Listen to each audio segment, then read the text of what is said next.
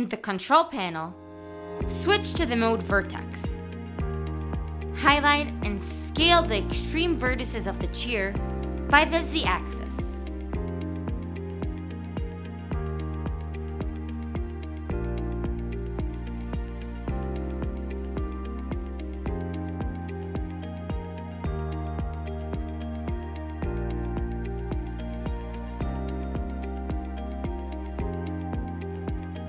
In the Control panel, turn off the deformation mode of the anchor points. Now duplicate the object by using Copy Offsets. In the Palette tab Copy Offsets, choose the mirror by the Z-axis. Confirm the action.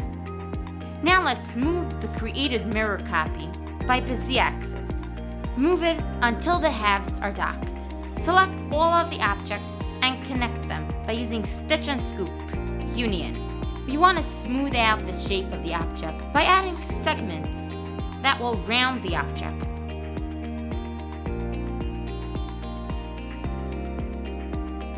Correct the segmental nuts after mirroring by applying the tool Magic Fix in the tab Tools.